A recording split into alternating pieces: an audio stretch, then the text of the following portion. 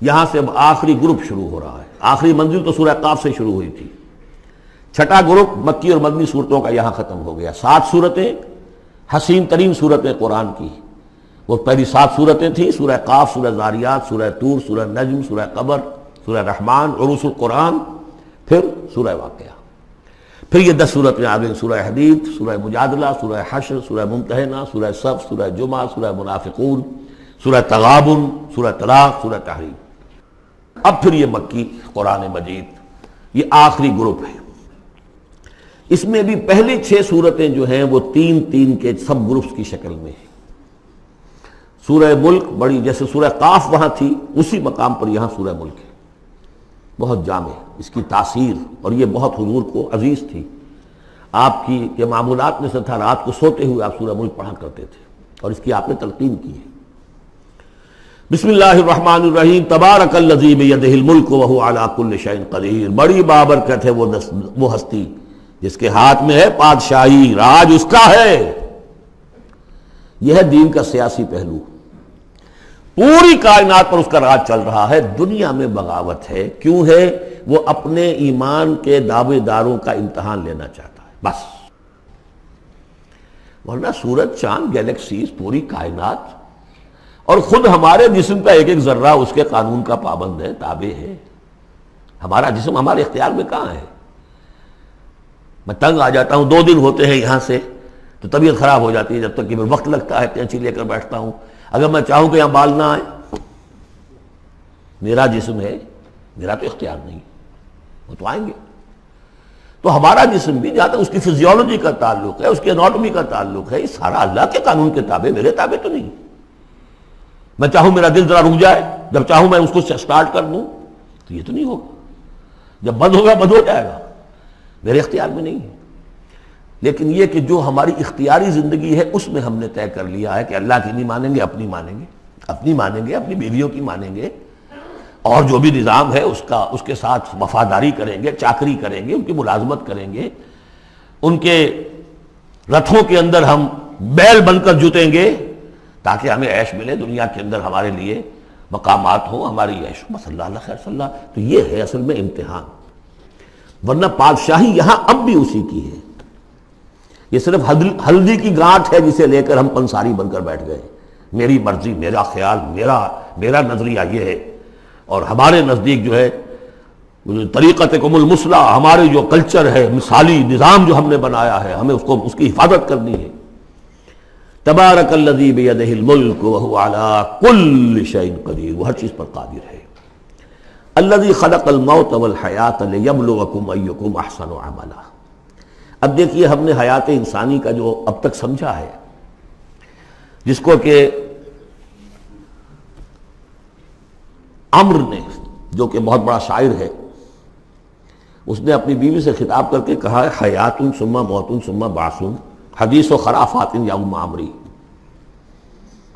یہ کیا ہے؟ زندگی پھر موت پھر زندگی، یہ کیا؟ یہ سب حدیث و خرافات معاذ اللہ. ہم نے بھی دیکھا پہلے کنتم امواتا فاحیاکم ثم یمیتکم ثم یحییکم ثم الیہ ترجعون. یہ وقفے کیوں ڈالے گئے؟ یہ موت کا وقفہ کیوں ڈال کر زندگی کا ایک حصہ نکال دیا علیحدہ؟ 30 40 50 60 سال یہ دنیا کی زندگی، پھر موت کا وقفہ. موت ایک زندگی کا وقفہ ہے، یعنی آگے بڑھیں گے دم لے کر. کیوں؟ اس کی حکمت بتائی جو ہم پڑھائیں سورہ واقعہ میں.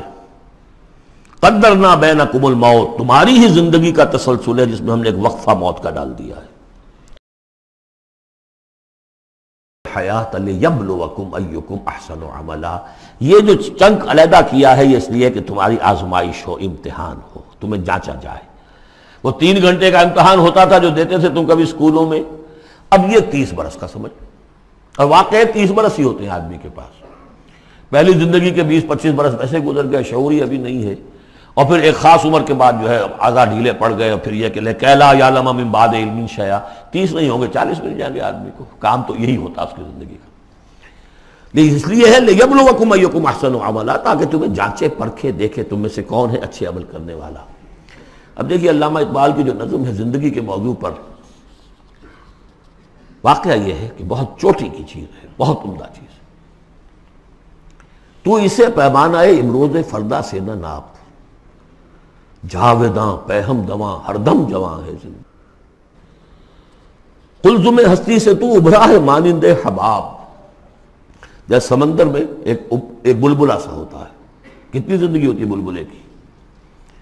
قلزم ہستی سے تو ابھرا ہے مانند حباب، اس زیاں خانے میں تیرا امتحان ہے زندگی. خلق الموت والحیات لیبلوکم ایکم احسن عملا.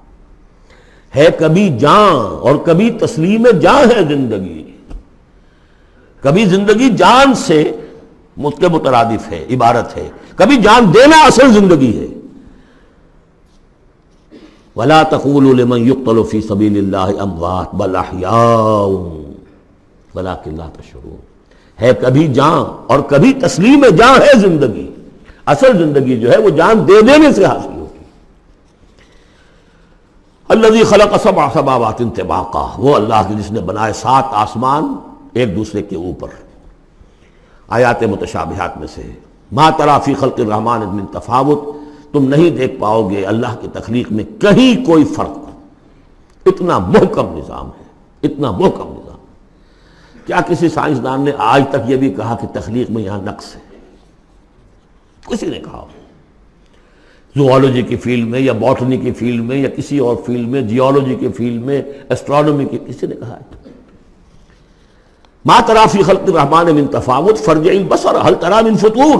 پھر ذرا دوبارہ لوٹا لو اپنی نگاہ، دیکھ لو، ہر میدان میں دیکھ لو، کہیں تمہیں کوئی رکھنا نظر آتا ہے؟ اگر یہ تخلیق کامل ہے تو کامل حقیقت میں کون ہے؟ اس کا خالق، اس کا باری، اس کا مصور. بس یہ نظر نہیں آتا.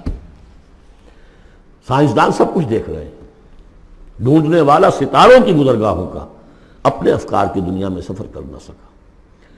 بڑے بڑے صاحب بصیرت اور بڑے بڑے عقل مند اپنی ناک تلے کے پتھر سے ٹھوکر کھاتے ہیں. دیکھ رہے ہیں ٹیلیسکوپ سے ٹھوکر کھا رہے ہیں وہاں جو سامنے پتھر پڑا ہوا ہے اس سے. یہ ہو رہا ہے آج ہمارے ساتھ. سپر جیل کا بسرا کر رہے ہیں، پھر لوٹاؤ ذرا اپنی نگاہ کو 2 مرتبہ اور. ینقلب الیک البصر خاسئا وہو حسیر. تمہاری نگاہ تھک ہار کر لوٹ آئے گی، تمہیں ہماری تخلیق میں کہیں کوئی رکھنا، کوئی دراڑ نظر نہیں آئے گی. وَلَقَدْ زَيَّنَّا السَّمَاءَ الدُّنْيَا بِمَصَابِيحَ وَجَعَلْنَاهَا رُجُومًا لِلشَّيَاطِينَ وَأَعْتَدْنَا لَهُمْ عَذَابَ السَّعِيرِ. اور ہم نے سب سے قریبی آسمان کو سجا دیا ہے چراغوں سے، یعنی زمین سے جو قریب ترین آسمان ہے، پہلا آسمان.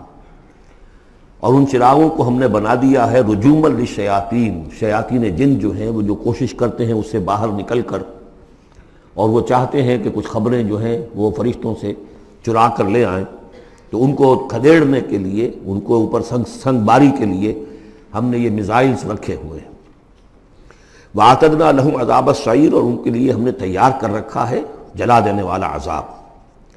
وَلِلَّذِينَ كَفَرُوا بِرَبِّهِمْ، اور جو لوگ اللہ کا، اپنے رب کا کفر کریں، چاہے وہ انسان ہو چاہے جنات ہوں، ان کے لیے ہے عذاب جہنم، جہنم کا عذاب. وَبِئْسَ الْمَصِيرُ، اور وہ بہت ہی برا ٹھکانہ ہے. اذا القوا فیہا سمعوا لہا شہیقا وہی تفور، جب وہ اس میں جھونکے جائیں گے تو سنیں گے کہ وہ دھاڑ رہی ہوگی، اچھل کود رہی ہوگی، اس کا جوش و خروش ہوگا. جو سورہ قاف میں ہم نے پڑھا تھا کہ ہم اس سے پوچھیں گے حل امتلأت وتقول حل من مزید، وہ اور چاہے گی. جیسے کوئی بھوکا بھیڑیا ہو یا بھوکا شیر ہو اور اس کے آگے کوئی شکار ڈالا جائے تو جس طریقے سے وہ اس پر غرا کر آئے گا، تکاد تمیز من الغیظ، قریب ہوگا کہ وہ اپنے غصے سے پھٹ جائے. کلما القی فیہا فوج، جب کبھی بھی اس میں ایک فوج ڈالی جائے گی، یعنی یہ کہ ایک قوم کے بعد دوسری، دوسری کے بعد تیسری، وہ تو ہو رہا ہے. وہم یوزعون، ان کے درجہ بندی کی جائے گی، قوموں کا علیحدہ علیحدہ حساب ہوگا. سألہم خزنتہا، تو جو جہنم کے داروغہ ہے وہ ان سے کہیں گے الم یاتکم نذیر، کیا آپ کے پاس کوئی خبردار کرنے والے نہیں آیا؟ قالوا بلا، وہ کہیں گے آیا تھا، کیوں نہیں؟ قد جاءنا نذیر، ہمارے پاس خبردار کرنے والا آیا. فکذبنا، ہم نے انہیں جھٹلا دیا تھا. وقلنا ما نزل اللہ من شیء، اور ہم نے کہا کوئی شے نہیں اتاری اللہ نے، یہ تم خام خواہ کہہ رہے ہو کہ تم پر کوئی قرآن اترا ہے یا تورات اتری ہے. ان انتم الا فی ضلال کبیر، ہم نے اس سے بھی بڑھ کر کہا کہ تم تو خود کسی گمراہی میں ہو، کھلی گمراہی میں مبتلا ہو گئے ہو، تمہیں کوئی آسیب آ گیا ہے یا کچھ اور ہو گیا ہے. وقالوا لو كنا نسمع او نعقل، اور انہوں نے کہا یا وہ کہیں گے کہ اگر ہم سنتے اور سوچتے، غور کرتے، عقل سے کام لیتے، ما کنا فی اصحاب السعیر، تو ہم نہ ہوتے اس جہنم والوں میں سے۔ فاعترفوا بذنبہم، پس انہوں نے اپنے اصل گناہ کا اعتراف کر لیا۔ یہ بہت اہم مقام ہے۔ اصل گناہ کیا تھا کہ ہم نے ان کی بات سنی نہیں، سنی تو انسنی کر دی، اس پر غور نہیں کیا۔ اس لیے کہ ہم یہ آج پڑھ چکے ہیں، ان السمع والبصر والفؤاد کل اولئک کان عنہ مسئولا۔ اللہ نے تمہیں یہ فیکلٹیز دی ہیں تو اس لیے کہ استعمال کرو۔ ہم نے بند کر کے رکھ چھوڑی ہے۔ ہماری ریت ہے، ہماری آباء و اجداد کی رسمیں ہیں، ہماری برادری کے یہ رواج ہیں، ہم اتنے عرصے سے ایک جماعت میں ہیں، اس جماعت کا یہ چلن ہے، جو بھی ہے، اس فرقے میں ہے، اس فرقے کا یہ معاملہ ہے۔ یہ ساری چیزیں جو ہے کہ نہ سوچنا، نہ غور کرنا، نہ سننا۔ فاعترفوا بذنبہم، اصل گناہ یہ ہے ان کا۔ فسحقا لاصحاب السعیر، تو اب دفع ہو جائیں یہ، دھتکارے جائیں یہ لوگ کہ جو جہنمی ہیں۔ اس کے برعکس ان الذین یخشون ربہم بالغیب، وہ لوگ کہ جو اپنے رب سے ڈرتے رہے غیب میں، لہم مغفرۃ واجر کبیر، ان کے لیے مغفرت بھی ہے اور بہت بڑا اجر بھی ہے۔ وَأَسِرُّوا قَوْلَكُمْ أَوِ اجْهَرُوا بِهِ، اور دیکھو چاہے تم اپنے قول کو چھپا کر بیان کرو یا بلند آوازی سے بیان کرو۔ إِنَّهُ عَلِيمٌ بِذَاتِ الصُّدُورِ، وہ تو اس سے بھی واقف ہے جو تمہارے سینوں کے اندر مضمر ہے اور پنہاں ہے۔ أَلَا يَعْلَمُ مَنْ خَلَقَ، بڑی اہم آیت ہے یہ وہ حصے ہیں قرآن کے یہ کہ جن کو اس طریقے سے ازبر ہونا چاہیے اگر بات کرنا چاہتے ہیں، آپ دین کی وہ خدمت کرنا چاہتے ہیں۔ کیا وہی نہ جانے گا جس نے پیدا کیا؟ ایک ایسی بات ہے کہ اس کا کوئی انکار کر ہی نہیں سکتا۔ گھڑی بنانے والے کو تو معلوم ہے میں نے اس میں کیا کیا پرزے رکھے ہوئے ہیں، مجھے نہیں معلوم، میں اس کا استعمال تو کر رہا ہوں، مجھے بتا دیا یہ بٹن دبا دیں یہ آن ہو جائے گا، لیکن یہ کہ جس نے بنایا ہے کیا اس سے چھپی ہوئی کوئی چیز ہے؟ الا یعلم من خلق وهو اللطیف الخبیر، اور وہ تو بہت باریک بین ہے، ہر شے کی خبر رکھتا ہے۔ هو الذی جعل لکم الارض ذلولا، اسی نے تمہارے لیے زمین کو بنا دیا ہے پست، تابع حکم، تمہارے قدموں میں بچھی ہوئی ہے غریب، جتنا چاہتے ہو اس کو تو رونتے ہو، پامال کرتے ہو۔ فامشوا فی مناکبہا، چلو پھرو اس کے کندھوں کے مابین، گویا کہ یہ بھی کوئی بہت بڑا ہاتھی ہو، اس کے کندھوں کے مابین اتنی جگہ ہے، چل پھر رہے ہیں۔ جیسے چیونٹی کسی ہاتھی کے کندھوں کے درمیان چل رہی ہو تو وہ تو سمجھتی ہوگی کہ فٹ بال کا میچ کھیلنے کی جگہ مجھے مل گئی ہے۔ تو یہی حال ہمارا ہے، ہم جسے بہت وسیع سمجھتے ہیں کیا وہ کچھ بھی نہیں۔ فامشوا فی مناکبہا وکلوا من رزقہ، اور اسی کے رزق میں سے کھاؤ پیو، اسی زمین میں سے تمہارا رزق بھی برآمد ہو جائے گا۔ وإلیہ النشور، یہ یاد رکھو کہ پھر اللہ ہی کی طرف اٹھ جانا ہے، یہ اٹھنا ہے۔ آمنتم من فی السماء ان یخسف بکم الارض فاذا ہی تمور، کیا تمہیں کوئی خوف نہیں رہا؟ بالکل تم نچنت ہو گئے ہو اس آسمان والے سے جو آسمان میں ہے کہ وہ کہیں تمہیں زمین میں خسف نہ کر دے، دھسا نہ دے، فاذا ہی تمور، جبکہ وہ لرزے، زلزلہ آئے، شق ہو جائے اور تم چلے جاؤ۔ ام امنتم من فی السماء ان یرسل علیکم حاصبا، کیا تمہیں کوئی ڈر نہیں رہا کہ اللہ تعالیٰ جو ہے وہ آسمان والا تم پر بھیج دے کوئی ایسا جھکڑ تیز آندھی جس میں پتھر چلے آ رہے جو بلٹس کا کام کرے اور میزائلز کا کام کرے۔ فَسَتَعْلَمُونَ كَيْفَ النَّذِيرُ، پھر تمہیں معلوم ہو جائے گا کہ میرا خبردار کرنا کیسا تھا، کیا اس کا نتیجہ تھا۔ وَلَقَدْ كَذَّبَ الَّذِينَ مِن قَبْلِهِمْ، اور یقیناً جو ان سے پہلے تھے انہوں نے بھی جھٹلایا تھا۔ فَكَيْفَ كَانَ النَّكِيرُ، تو کیسا ہوا میرا ان کو پکڑنا اور میرا عذاب۔ اَوَلَمْ يَرَوْا إِلَى الطَّيْرِ فَوْقَهُمْ، کیا یہ دیکھتے نہیں پرندوں کو جو ان کے اوپر ہیں؟ صَافَّاتٍ وَيَقْبِضْنَ، کبھی انہوں نے اپنے پر پھیلائے ہوتے ہیں، کبھی ان کو سکیڑ لیتے ہیں۔ مَا يُمْسِكُهُنَّ إِلَّا الرَّحْمَنُ، نہیں روکے ہوئے انہیں اس فضا کے اندر مگر رحمان۔ إِنَّهُ بِكُلِّ شَيْءٍ بَصِيرٌ، یقیناً وہ ہر چیز کو دیکھ رہا ہے۔ یعنی جو قانون طبیعی ہے جس کے تحت وہ چل رہا ہے وہ تو اللہ کا بنایا ہوا ہے۔ أَمَّنْ هَذَا الَّذِي هُوَ جُنْدٌ لَكُمْ يَنْصُرُكُم مِّن دُونِ الرَّحْمَنِ، بھلا وہ کون ہے جو تمہارا لشکر بن جائے اور تمہاری مدد کرے رحمان کے مقابلے میں؟ ان الکافرون الا فی غرور، نہیں ہے یہ کافر مگر دھوکے میں آ گئے، بہکاوے میں آ گئے۔ امن ھذا الذی یرزقکم من امسک رزقا، پھر بھلا کون ہے وہ جو تمہیں رزق دے سکے اگر اللہ اپنے رزق کے خزانوں کو روک لے؟ بل لجوا فی عتو و نفور، نہیں یہ لوگ اپنی شرارت میں اور نفرت میں بہت آگے بڑھ گئے۔ افمن یمشی مکبا، یہ آیت بہت اہم ہے حکمت قرآن کے اعتبار سے، فلسفے کے اعتبار سے۔ افمن یمشی مکبا علی وجہہ اہدی امن یمشی سویا علی صراط مستقیم، دو انسانوں کا تصور کرو، ایک شخص وہ ہے کہ جو اوندھے منہ پیٹ کے بل گھسٹ رہا ہے، ایک وہ جو سیدھا کھڑا ہے، سیدھے راستے پر چل رہا ہے۔ کون ہوگا زیادہ ہدایت پر؟ اس میں نقشہ کھینچ دیا گیا ہے، جو لوگ حیوانی سطح پر زندگی بسر کر رہے ہیں صرف انسٹنکٹس کی وجہ سے زندہ ہیں، پیٹ معاشی جدوجہد اسی کے لیے زندہ ہیں، گھسٹ رہے ہیں اسی میں، اس اوندھے پڑے ہوئے انسان کے معنی نہیں جنہیں آگے کا کچھ پتہ نہیں آگے کہاں جانا ہے، وہ تو ان کے انسٹنکٹس انہیں چلا رہے ہیں، بالکل اینیمل لیول کے اوپر زندگی گزار رہے ہیں، اوندھے منہ، انہیں کیا نظر آئے گا راستہ کون سا ہے، کدھر جانا ہے؟ ایک شخص کھڑا ہے سیدھا، اپنی منزل اس نے معین کر لی ہے۔ یہ بالکل وہی فلسفہ ہے جو سورہ حج میں آ چکا ہے۔ انسان حقیقت میں وہی انسان ہے جس نے اپنا کوئی آدرش، کوئی نصب العین، کوئی مقصد، کوئی آئیڈیل زندگی میں بغیر کسی نصب العین کی زندگی گزار رہا ہے۔ ہی از این اینیمل، اولئک کالانعام بل ھم اضل۔ حیوانات جو ہیں یہ چوپائے، ان کی زندگی کا کوئی مقصد نہیں ہے، وہ تو اللہ نے ہمارے کام کے لیے پیدا کر دی۔ آپ لوگ کاٹوں گوشت کھائیں اور ان کی چمڑوں سے جوتیاں بنائیں اور جی رہے وہ خالص انسٹنکٹس کے اوپر، ان کی جبلتیں ہیں، صرف جبلت کے تحت ہیں۔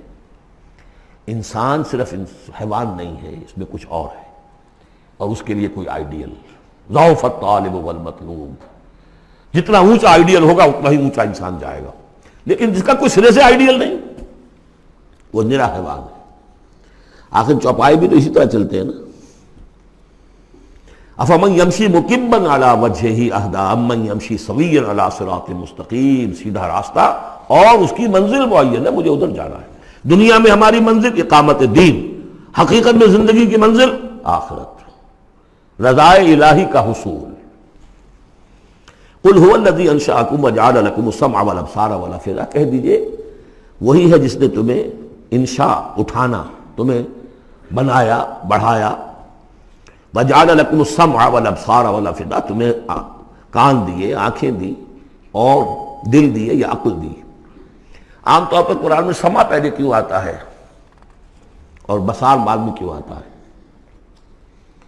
انسانی علم کا جب آپ جائزہ لیں گے تو اس میں پہلا حصہ ہوتا ہے جو پہلی نسلوں نے علم حاصل کیا ہوا ہے، اس کو آپ اخذ کرتے ہیں اپنی سماعت سے۔ آپ سنتے ہیں، کلاس میں لیکچر ہو رہا ہے، پروفیسر لیکچر دے رہا ہے، جو کچھ ہوا ہے پہلے وہ آپ نے پچھلی نسلوں کا جو بھی ذخیرہ معلومات ہے وہ جمع کیا، اب آپ نے آبزرو کیا، کچھ اور معلومات حاصل کی، کچھ نئی حقیقتیں آپ پر منکشف ہوئیں، اور پھر آپ نے اس کو جوڑا، ایک قدم آگے گئے۔ ان السمع والبصر والفؤاد کل اولئک کان عنہ مسئولا قلیلا ما تشکرون، بہت کم ہی شکر ہے جو تم کرتے ہو۔ قل هو الذی ذرأکم فی الارض والیہ تحشرون، کہہ دیجئے اسی نے تمہیں پھیلا دیا ہے زمین میں اور اسی کی طرف تم اکٹھے کر دیے جاؤ گے، جمع کر دیے جاؤ گے۔ وَيَقُولُونَ مَتَىٰ هَٰذَا الْوَعْدُ إِن كُنتُمْ صَادِقِينَ، وہ کہتے کب ہوگا یہ وعدہ، کب پورا ہوگا، اگر تم سچے ہو تو بتاؤ۔ قُلْ إِنَّمَا الْعِلْمُ عِندَ اللَّهِ، کہہ دیجئے کہ اس کا علم اللہ کے پاس ہے۔ آخرت کب آئے گی؟ وَاللَّهُ عِندَهُ عِلْمُ السَّاعَةِ، اللہ ہی کے پاس اس کا علم ہے۔ وَإِنَّمَا أَنَا نَذِيرٌ مُّبِينٌ، اور میں تو بس صرف ایک واضح اور صاف صاف ڈرا دینے والا ہوں، اس کے سوا میری ذمہ داری کوئی نہیں۔ فَلَمَّا رَأَوْهُ زُلْفَةً، پھر جب وہ دیکھیں گے اس کو، قریب آ گئی، سیئت وجوہ الذین کفروا، تو ان کے چہروں کے حلیے بگڑ جائیں گے، برے ہو جائیں گے ان کے چہرے، ان کافروں کے۔ وقیل ھذا الذی کنتم بہ تدعون، اور کہا جائے گا یہ ہے وہ جس کو تم مطالبہ کرتے تھے کہ لاؤ اور لے آؤ جلدی سے۔ قل ارأیتم ان اہلکنی اللہ ومن معی او رحمنا فمن یجیر الکافرین من عذاب الیم، اے نبی ان سے کہیے دیکھو اگر مجھے میرا اللہ ہلاک کر دے، یا اور جو میرے ساتھ ہیں ان سب کو بھی ہلاک کر دے، یا اللہ تعالی ہم پر رحم فرمائے، سوال یہ ہے کہ تمہیں کون بچائے گا، کافروں کو کون بچائے گا عذاب علیم سے؟ ہمارا جو بھی ہو ہم ناکام رہ جائیں، تمہارے نزدیک ناکام ہو گئے، ہمارے نزدیک تو کوئی ناکامی ہے ہی نہیں۔ حل تربصون بنا الا احدی الحسنیین، دو اعلیٰ صورتیں ہیں، ان میں سے تیسری کوئی صورت ہے ہی نہیں۔ یا ہمارا رب ہمیں سب کو جام شہادت نوش کروا دے، کامیابی سب سے بڑی کامیابی تو یہی ہے، اور کامیاب ہو کر اگر واپس آ گئے تو تم بھی کہو گے کہ کامیاب ہے۔ لیکن تم سوچو کہ کافروں کو کون بچائے گا دردناک عذاب سے؟ قل هو الرحمن آمنا بہ، کہہ دیجئے وہ رحمان ہے، اس پر ہم تو ایمان لا چکے ہیں، وعلیہ توکلنا، اور اسی پر ہمارا توکل۔ نوٹ کر لیجیے یہ صورتیں جو ہے بالکل ابتدائی زمانے کی صورتیں ہیں۔ ابھی سمجھیے کہ یہ ابتدائی رد و قضا ہے، جس کی آخری شکلیں وہ ہیں جو سورہ انعام اور سورہ اعراف اور سورہ یونس اور سورہ ہود میں ہم دیکھا ہے. فَسَتَعْلَمُونَ مَنْ هُوَ فِي ضَلَالٍ مُبِينٍ، تو عنقریب تمہیں معلوم ہو جائے گا کہ کھلی گمراہی میں کون تھا، ہم تھے یا تم تھے. قُلْ أَرَأَيْتُمْ إِنْ أَصْبَحَ مَاؤُكُمْ غَوْرًا، ذرا ایک بات پر اور غور کرو، اگر تمہارا یہ پانی جو زمین کا ہے وہ نیچے اتر جائے، کبھی کبھی ایک دم بہت جو ہے ایک الارم ہو جاتا ہے کہ پانی کی سطح نیچے جا رہی ہے، بارشیں کم ہوئی ہیں، پانی کی سطح نیچے جا رہی ہے، کہاں سے لائیں گے پانی؟ وہ تو پھر بھی ابھی ایک حد تک ہی نیچے جاتی ہے، یہ پانی اور نیچے چلا جائے. فَمَنْ يَأْتِيكُم مِّن مَّاءٍ مَّعِينٍ، کون ہے وہ جو لائے گا تمہارے پاس وہ پانی صاف نتھرا ہوا پانی؟